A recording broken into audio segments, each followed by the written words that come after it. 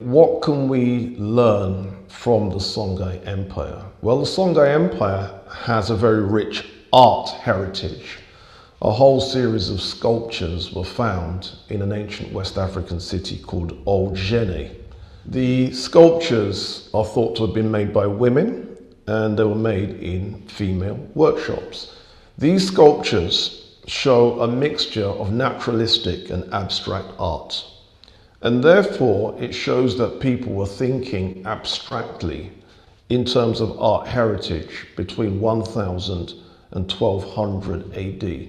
Now that means more than 800 years ago, 700 years or more before Pablo Picasso and Modigliani. African scholars were thinking in a very modern, abstract, three-dimensional way, and it shows up in the art.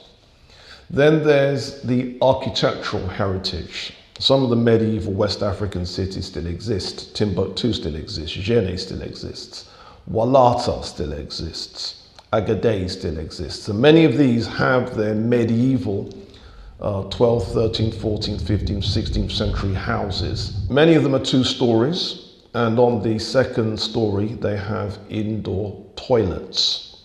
And the toilets then have plumbing that takes the waste from the 2nd floor to well under the ground. And then what would happen is once people used the toilets, they would then pour hot water and pebbles down, which that mixture ends up, if you like, killing the offensive smells. Now, if you consider that if you were in medieval London and you went past someone's open window, you would have to duck. Whereas in these places, those cities, we have indoor toilets. There's also heritage in terms of government and government structure. Let me read you some of the West African governmental positions that used to exist in 16th century Songhai. We have Governor of Komina, Chief of the Summit, Superintendent over the Empire, Deputy in charge of floods, Director of the Port of Kabara, General Supervisor of the Palace, Royal Secretary, Chief of Etiquette and Protocol, Chief of Salaries, Chief of Purchasing, Chief of Punishment, Griot, Office of Engineers who was responsible for public works, Commissary of Police, Commissary of Police for Timbuktu, Generalissimo, Military Lieutenant, Military Person, Chief of Pirogues, Chief of the Flotilla, Master of the Cavalry. So we have government positions that sound very similar to what you would have in a modern civilization, including Chief of Etiquette and Protocol. Then we have other areas too. In the realm of economics, the Songhai Empire was a place that had banks. It was a place that had stock exchanges. It was a place where merchants were writing checks to other merchants. There's an account we have that survived, written by a scholar called Ibn Halkal. He was writing in the year 951 AD, and he visits one of the West African cities called Aldegast and witnesses a merchant writing another merchant a check for 42,000 golden dinars. So we've got banks, stock exchanges, exchange rates, checks, the things that you'd expect in a modern commercial economy. There were 4 types of currency.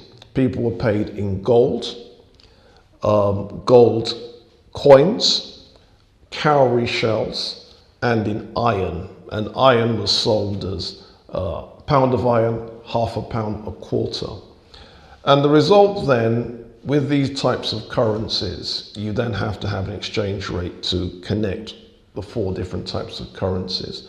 These kind of things happened, and a concern for controlling for price inflation.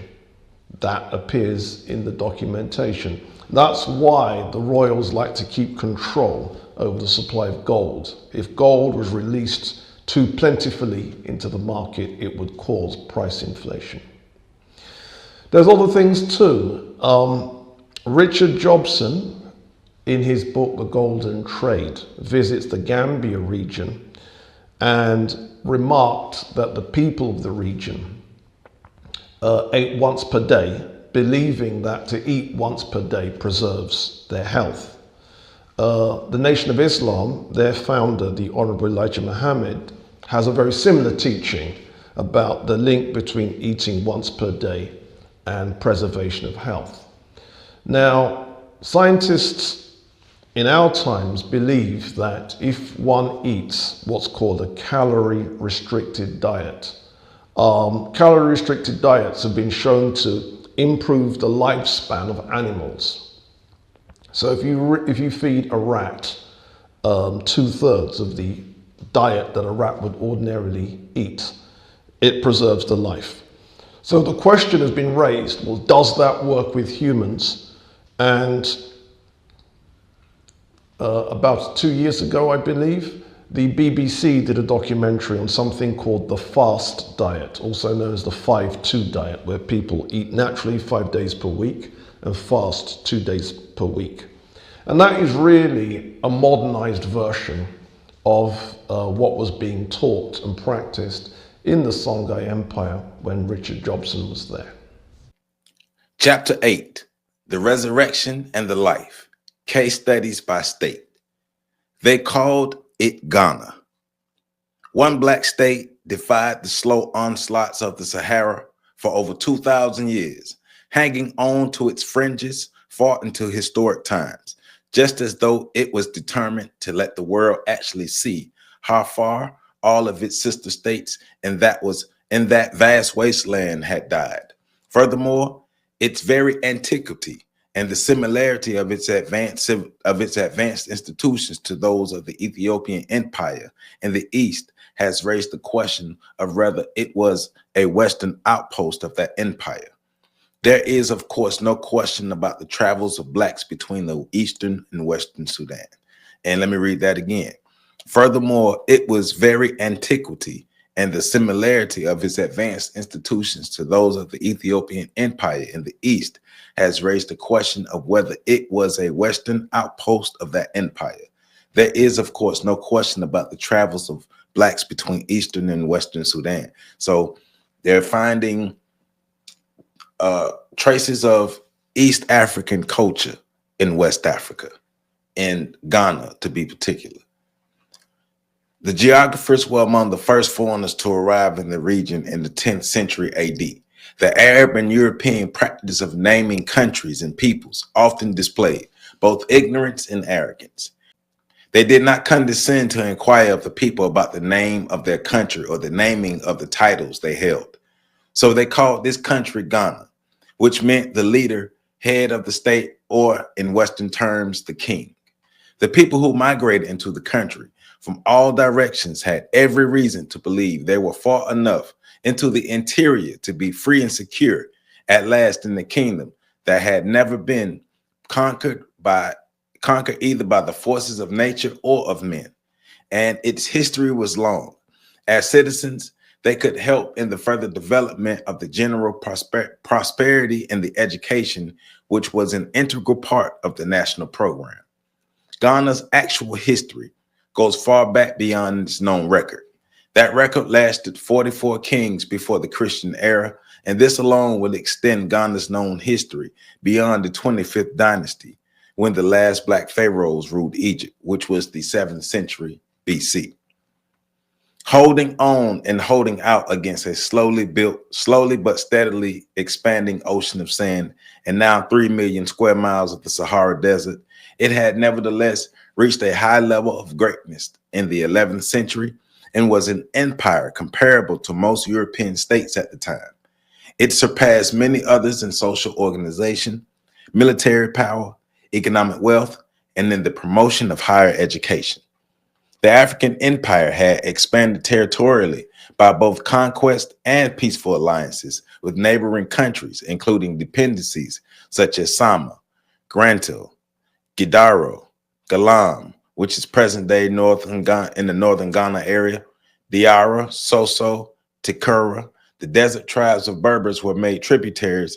The Zingnaga, the Limtuna, and the Gadala, and Mesufa are different tribes who also had paid tributaries. The empire known as the Land of Gold became great, not only because it controlled the greatest source of gold for both Europe and Asia, but also because of its iron mining and iron manufacturers for over 1,000 years. Leadership in iron industry made her a dominant power over less progressive peoples in the Western Sudan. This status and the mastery of iron also meant the development of a mighty military power, equipped with awesome weapons over which it had a monopoly. These weapons were heralded abroad, striking fear among neighboring states. Some were annexed without resistance. Others had to be conquered. Control of caravan trade routes to the north, east, Ethiopia, and Egypt was probably the most important factor in the ever-growing wealth of the nation. There were import and export taxes, a system of weights and measures, and control of inflation by limiting the flow of gold. Kumbi, the capital was a twin city of stone mansions, temples, mosques, and schools, along with the thatched roof huts of the masses. The larger towns and cities were generally located on or near lakes, rivers, and lesser streams, such as creeks. The Niger was the most important river for trade, travel, and warboats. Welcome back. Welcome back. Welcome back. Happy Monday. Welcome back to On the Shoulders of Giants. I am Joseph Ward. Continuing my reading of Chancellor Williams' book, The Destruction of Black Civilization. As I said earlier, I'm reading chapter 8, The Resurrection and the Life, Case Studies by States. So in this chapter, or in this first part of this chapter, what we're reading is about the rise and fall of Ghana, Mali, and Songhai, and how these empires were able to exist among the encroaching Sahara Desert, the Arabs, the Berbers, and Islam, and the internal things that they had going on. So how were these empires able to come about, to begin, and to exist as long as they existed until they declined? As you saw in the video with Robin Walker, we're not only just talking about the existence of these states, but we're talking about the advanced civilizations these states had, right? We're talking about advanced technologies, right? We're talking about things in the Western world that we thought we invented and that we thought we came up with in the Western world. And when I say we, I don't really mean we as in Black people, but I mean the dominant culture of the Western world. But us with our Western minds and knowing our Western history and not knowing much about African history or history outside of America, we believe that Westerners were the only ones with indoor plumbing. And Westerners were the only ones who were technologically sound or technologically advanced or capable of being technologically advanced. But what we're learning from the video from Robin Walker, but also from what we're reading from Chancellor Williams, is African people are not only resilient, but we're brilliant and we're able to reach the highest forms of civilization even after the highest forms of destruction. Because remember, we're talking about the rise of Ghana, Mali, and Songhai after the dispersal of African people from the Nile Valley because of the encroaching Asians, the Persians, the Turks, the Europeans, the Arabs, Islam, the Hittites, the Hyksos, all these different groups of people who came in and invaded the Nile Valley, drove the people further south, and then had them dispersed throughout the continent. And so now you see, I read earlier, they're talking about you're finding traces of what you would call Ethiopian culture in Ghana. Why is traces of Ethiopian culture in Ghana? So this is what we're going to learn much more about these high civilizations, because we already read about and heard Robin Walker talk about the economies, having trading systems, having basically like our stock exchange, having a currency exchange, having ways of checks and balances of a whole economic system. They had a whole economic system, indoor plumbing, all different types of high technological stuff that societies or empires need to not only thrive but survive throughout the times, especially if you're not trying to have your people die off, because this is not Europe. And remember the dates. Pay attention to the dates that I'm naming, and then go back and look at what was going on in Europe during these dates that I named. And so far, we're talking about the 10th century AD. So go back and look at what was going on in Europe in the 10th century AD. We're talking about also the 7th century BC. Look at what was going on in Europe in the 7th century BC. And so far, that's all we have. But pay attention to the dates. So I'm picking back up on page 211, the first paragraph. It was a mixed economy of agriculture, wheat, millet, cotton, corn, yams, cattle raisings, cows, horses, goats, camels, and sheep. The iron industry, mining, and numerous crafts were organized as guilds. Blacksmiths, goldsmiths, jewelers, coppersmiths, stonemasons, brick masons, water diviners, carpenters, weavers, sandal makers, dyers, cabinet makers, furniture makers, and potters. The soil was more favorable for millet than wheat. Much wheat was imported. Other imports from African countries and abroad were salt, textiles, cowrie shells, brass, dates, figs, pearls, fruit, sugar, dried raisins, and honey. The chief exports were gold, ivory, rubber, and slaves. Remember, spoils of war. Under the empire, and I'm going to mess this name up, under the emperor Tekamenin, and I'm probably messing this name up, but under the emperor Tekamenin, the imperial army numbered 200,000. 100,000 were mounted and 40,000 were expertly trained bow and arrow brigades. It was not a standing army. Rather, it was somewhat like a national guard, trained and ready to answer the call when needed, but otherwise following their usual occupations. The most famous schools were at Kumbi Salih, I know I messed that up, but Kumbi Salih and Jenne. The world-renowned University of Sankore was at Timbuktu, which was in North Ghana. All of this and much more passed away like a dream. What happened? This was a great civilization. What happened to it?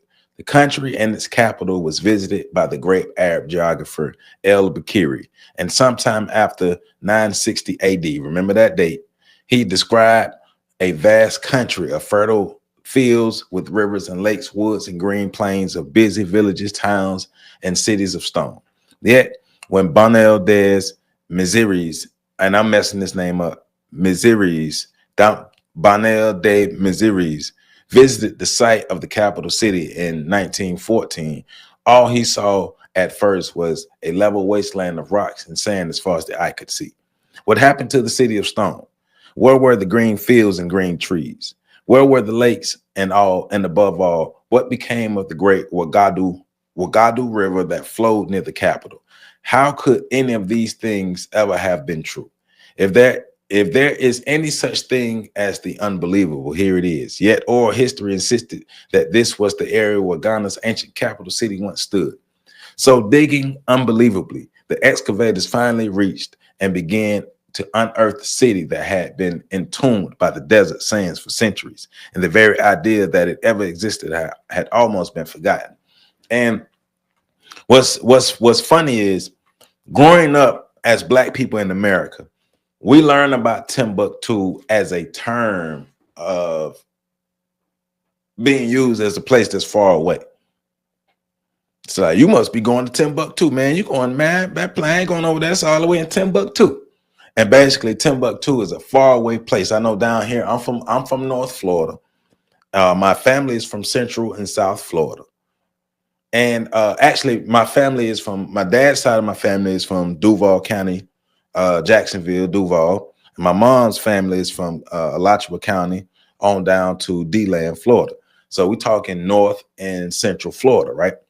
So the term, well, Timbuktu was used as a term of a faraway place. But remember, my father was an African history professor, or African American history professor at Florida A&M University. So I also knew that Timbuktu was an African city and a university. But for the most part, Timbuktu was used as a faraway place. So We had reference of Timbuktu, but we had no knowledge, no real knowledge in mass what Timbuktu was, right? Not understanding the greatness that African people had on display in the Ghana Empire, in the Songhai Empire, and in the Mali Empire, right? And right now we're talking about the Ghana Empire. We're going to get to Mali and Songhai. But in our miseducation that we received, because remember, I'm thinking about myself. I went to all Black or predominantly Black schools and didn't learn doodly squat about real Black history, right? Until I got to college and start reading on my own. So it's imperative that this information is passed down. It's imperative that we sit down with our children and pass this information down. And it's imperative that we sit down and learn this information. The lies have led us astray. And that's why we out here looking crazy and acting crazy, because of the lies. So hidden buried under tons of sand was the answer to one of the greatest riddles of history. To understand, it is to understand one of the most powerful forces in the decline of African civilization, and why so many of the continent's famine-crazed people sank into barbarism and the life of savages. The fall of Ghana's empire was merely a prologue to the fate of the still greater empires of Mali and Songhai that later spread over much of the same area and beyond. The culmination of the process of disintegration was being slowly reached in each of these countries, even while they were expanding over vast areas, flushing with all the glories of wealth and power. We might here observe that nearly 1,000 years later, the illusion that bigness, wealth, and military power are significant to guarantee security and prominence still persist. Indeed, power and wealth tend to make rulers both obstinate and blind in the face of obviously undermining forces. The destruction of the capital by the Muslims in 1076, remember that date, 1076, and the Great Migration from the country are part of the story, but only a part, because the Muslims did not stay in force. This invasion was simply another major factor in the process of slow disintegration and expedited it. It certainly stepped up the mass flights of Ghanaians southward into the forest and to the coast. Because remember, we're not talking about Ghana right now. We're talking about the empire of Ghana, not the country of Ghana. The empire of Ghana, it covered a vast area of West Africa.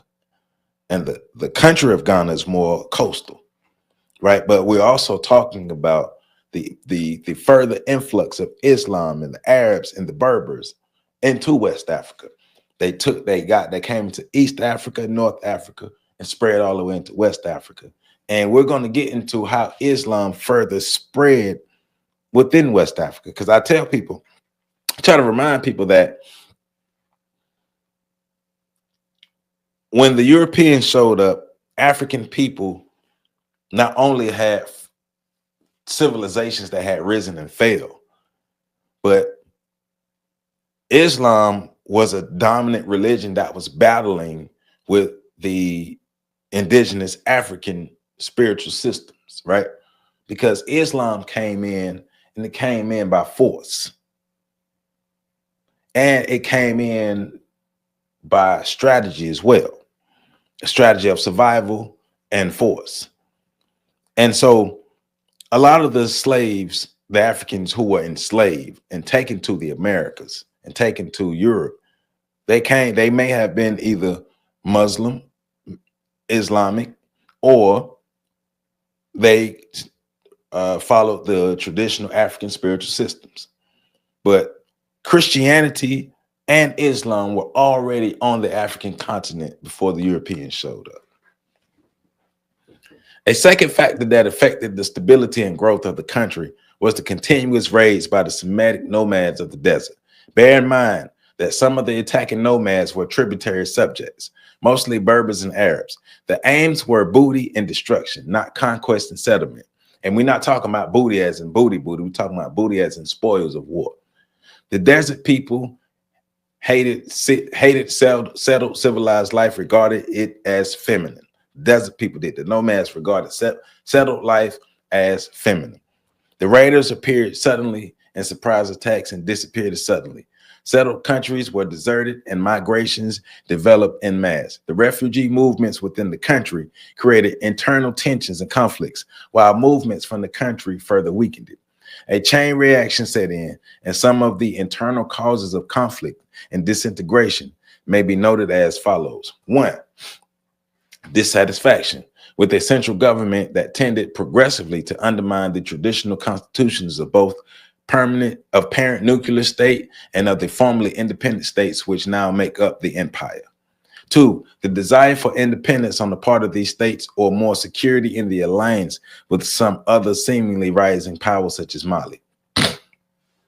3, hard times. Drought leading to famine was becoming more frequent, almost a permanent condition. Farming, the occupation of the masses, was becoming too difficult to support life as the soil itself was dying. 4, the decline of trade. Stepped up Arab Berber raids on caravan trails, the lifeline of the empire. 5, failure to capture Wangara gold mines, leaving the state in now precarious position of a dependent middleman. 6, civil strife over successions to throne. The ruling class had become Muslim, introducing revolutionary changes in traditional constitutional practices. Number 7, weak leaders on both local and national levels, wisdom, courage, and ability were no longer test for high office. 8, religious conflicts. Muslim kings versus non-Muslim masses. This meant war on time-honored religious beliefs and practices. The African masses, of course, were regarded as infidels, but the ruthless program of forced conversions to Islam failed as more and more of the people fled the country. Islam eventually triumphed over the whole area, which is today what was French West Africa. 9, the increasing death of the soil. Deforestation, erosion, and the uninhibited southward movement of the Sahara, the gradual drying up of streams and sinking of lakes and rivers were death kennels for a civilization that was already decaying for reasons which I have just outlined. 10, changes in climate. The quick evaporation of rainfall, leaving the soil as dry and thirsty as ever. Maurice de la Fosse, in his Negroes of Africa, declared, the region where Kumbi was built is now very arid. In truth, it rains here every year, but there are now no rivers, and except for a few points where pools and sheets of not very deep subterranean water exist. The vegetation also, although very thick in spots, is reduced to thin pasturage, gum trees, and other spiny bushes, which is the halogen bush. The region contains no villages and is traversed only by nomadic Moors and hunters of the Nimadi tribe, but very numerous and extended traces of former habitations and burial places, which turn up at every instant, show that the country was formerly inhabited, in part at least, by sedentary people, and led us to suppose that it was better watered than it was today and more suitable for tillage. Besides, Beckery speaks of vast and prosperous fields which extended to the east of Ghana, the capital city, and the local traditions are unanimous in attributing the decline of the kingdom and the dispersion of its inhabitants to the drying up of the Ouagadougou and consequent famine. So that's just these are things that contributed to the downfall of the empire of Ghana. It always starts with the internal strife. The internal strife makes all the external forces, makes it easier for the external forces. So it made it easier for them to fall subject to the encroaching Sahara. It made it easier for them to fall to the encroaching Arabs and Berbers. And it made it easier for them to fall for Islam.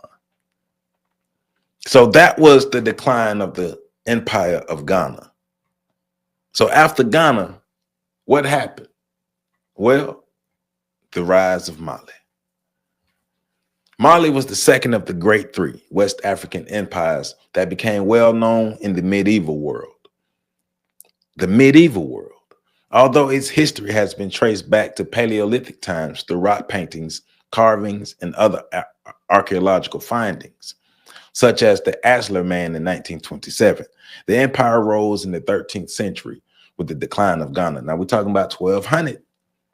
in the year 1200. Look at what Europe was doing in the year 1200.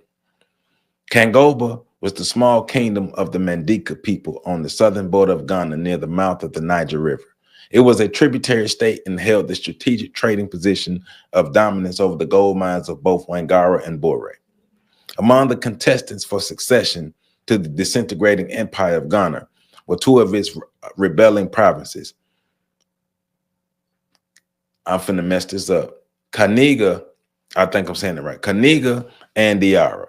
These were overcome by the nearby kingdom of Teguru under the leadership of Sumanguru, who succeeded in capturing the capital of Ghana, Kumbi Sali, in 1203. He undertook the task of rebuilding the empire, proved to be unequal to it, and was defeated by the Mandinka king Sundiata in the historic battle of Kirina in 1240. And y'all got, if you haven't looked up the story of Sundiata, you got to look it up. The battle's outcome was the beginning of the Malian Empire. Under the emperors Sundiata Keita and Mansa Uli, there was systematic reorganization and consolidation of the former empire and expansion beyond it. So when Mansa Musa came to the throne in 1312, he had a solid foundation upon which to build what was to become one of the greatest empires of time and to be recognized as such around the world. Think about these, listen to these dates. 1203, 1240, and 1312. Mansa Musa became the emperor of Mali in 1312. So think about all of that, right? Think about these dates and think about what was going on in Europe. They were still trying to learn how to bathe. But we had the fall of Ghana and then the rise of Mali under the conquest of Sundiata Keita. Now remember, Sundiata, the first king of Mali, he did not convert to Islam.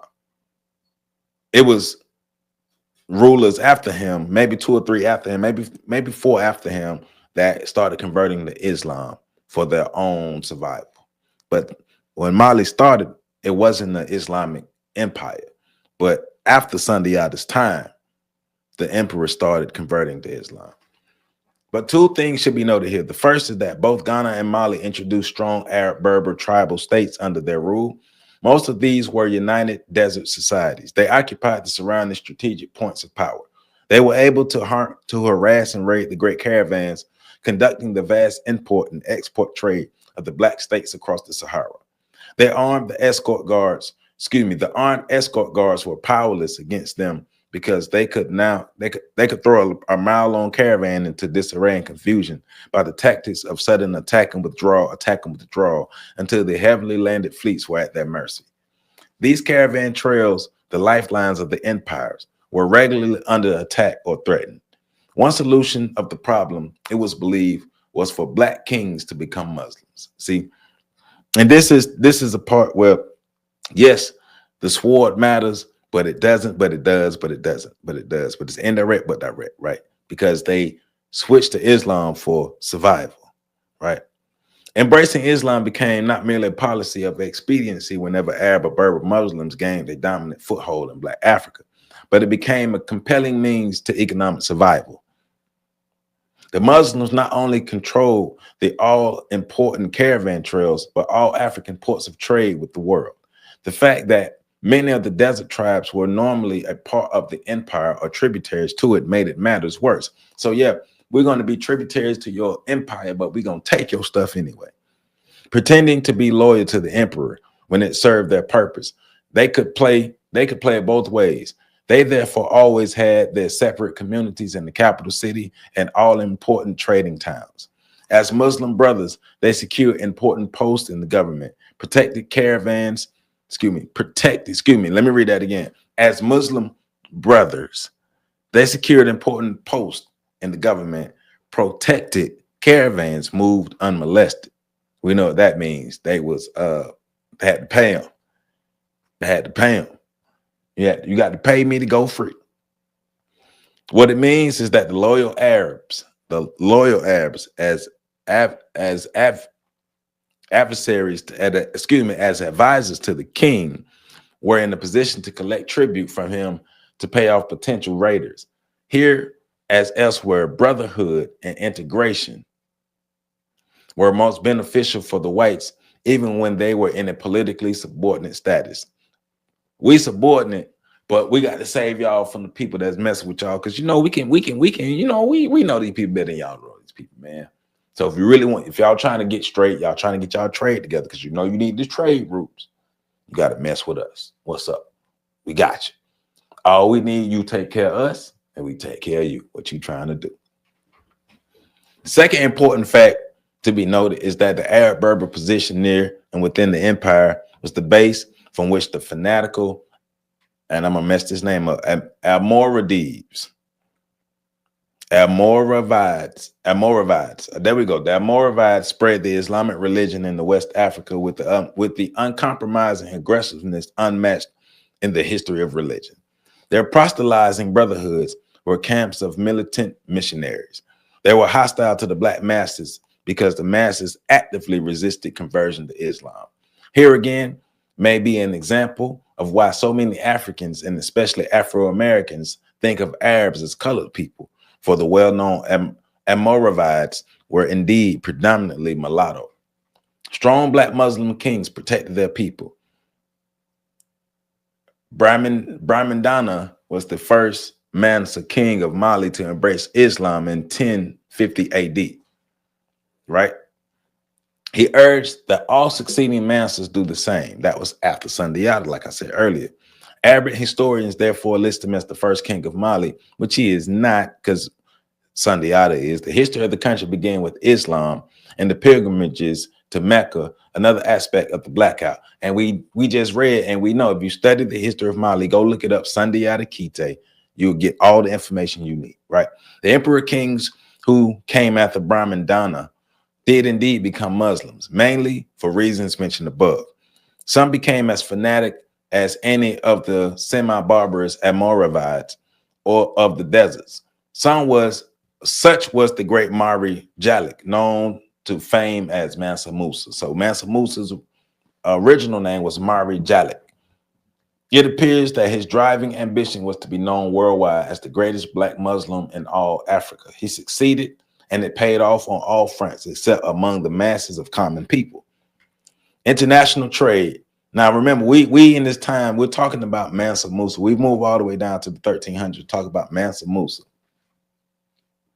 All right, international trade now moved freely in all directions over the caravan trails. Between 1307 and 1332, Mali evolved from an expanding kingdom to an expanding empire. It extended north over the desert, extending its territory, extending its authority over all important salt mines of Tagaza. Eastward, it reached the Hausa states of Nigeria, and westward, it covered the strong Tigura and the countries of the Fulani, the Afro-Bura, and the Tukola people. The remarkable expansion of Mali meant the remarkable expansion of Islam in the Western Sudan and in countries outside of the empire. The spread of Islam replaced African traditional laws. The Quran was now the constitution. All this made for increased internal discord, rebellions by conquered groups, and migrations from the country. Here, we have to remind ourselves that we cannot have it both ways. Many of the black kingdoms and empires about which we sing with pride became great by riding roughshod over other black states and people, and thus sowing even more seeds of hate to grow among black generations still unborn. And that has to be true. And I say it all the time. I try to say it all the time. Remember, in order for these empires to exist, they had to conquer other African people. And at this point, they were conquering them under the banner of Islam. The decline did not begin until after 1400, when under weaker successors, the Ghana story of internal disunity and strife repeated itself. After 1550, Mali as an empire was little more than an inspiring memory. There followed the usual array of numerous small and independent states, each ripe for easy conquest by a stronger power. It always starts with internal strife. The fall always starts internally. It always begins internally.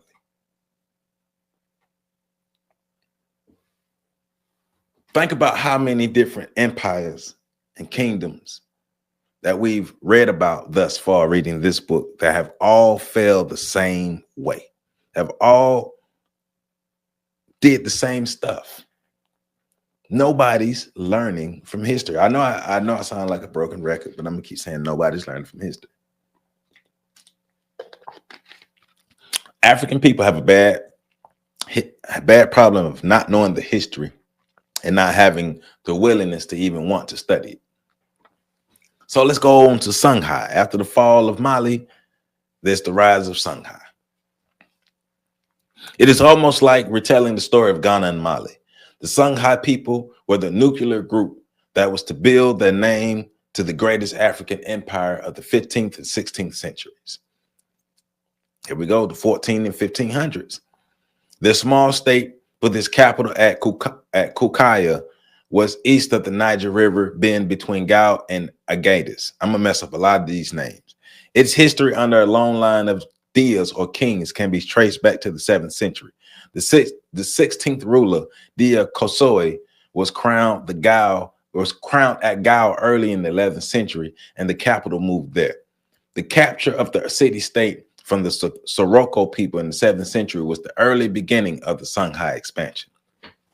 The Songhai were one of those unique peoples who, as a whole, can be characterized as a highly intelligent, industrious, aggressively invincible, both as traders and warriors. With the capture of Gao, the success was assured, for this was the important caravan center for international trade.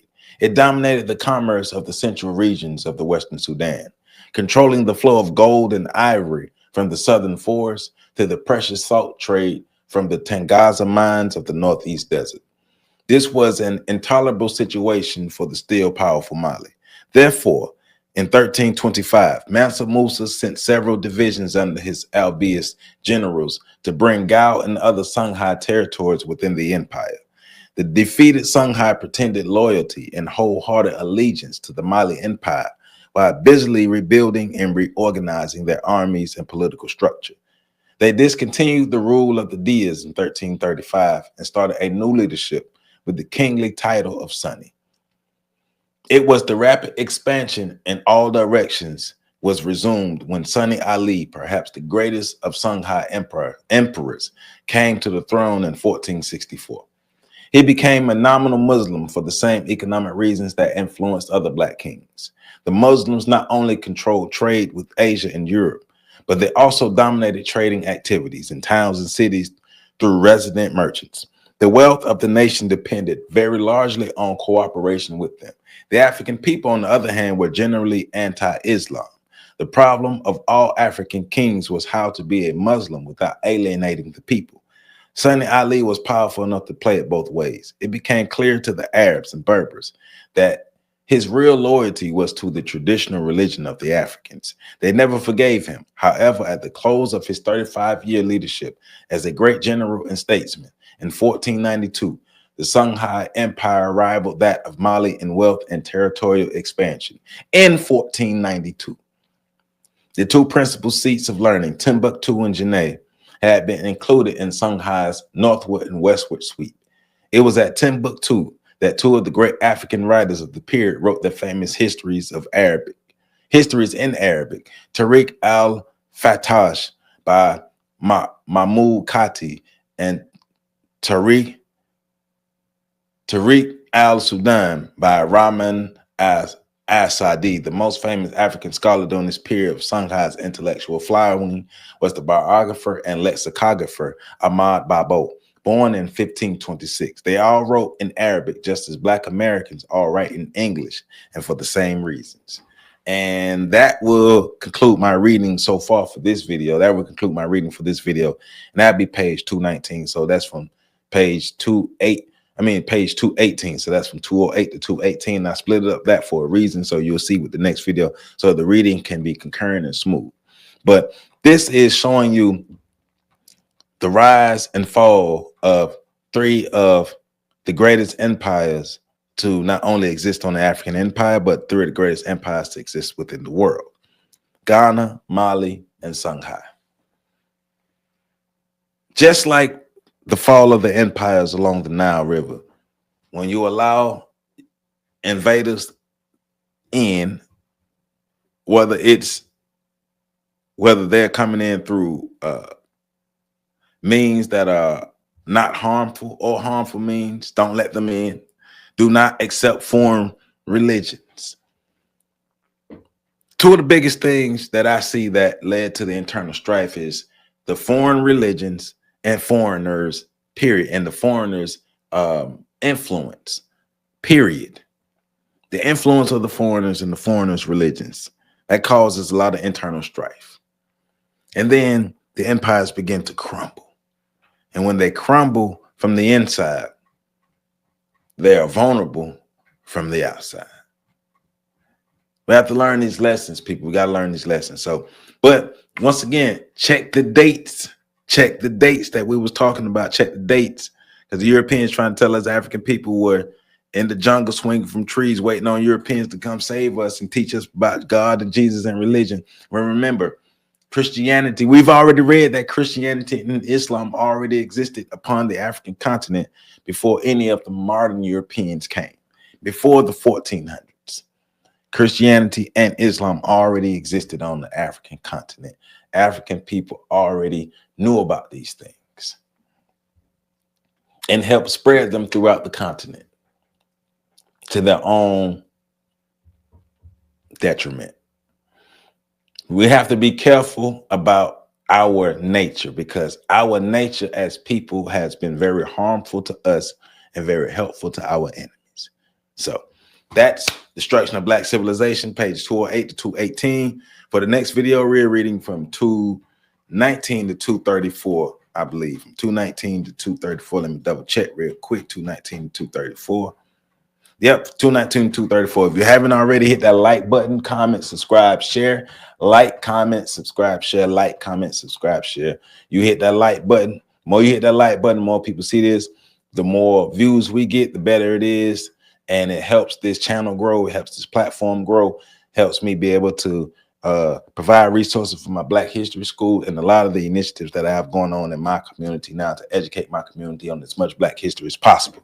So if you want to support Joseph Water, on the Shoulders of Giants, Patrick Irvin, or Professor Carl Tone Jones, all of that information is in the description. If you would like to get any of these books that we're reading, any of the books that I've read so far, any of the books that we'll be reading in the future, go to my Amazon affiliates link in the description, and you can buy the books there. That way you can support the author, and you can support myself, and you can get the book. And everybody wins from this. Everybody wins from this. So all of that support information is in the description. I forgot to put my my thing scrolling at the bottom of my screen, but you know my website is www.ontheshoulders1.com, and you can see ontheshoulders1.com. I forgot to put that at the beginning of the video, but you see it, the ontheshoulders1.com. Like, comment, subscribe, share. Like, comment, subscribe, share. I love you all. Love you all. Thank you for the support. Thank you for the support. Please keep watching these videos and sharing these videos and putting more people on my information so On the Shoulders of Giants can continue to grow. Love you all. Make sure y'all catch the next video coming up.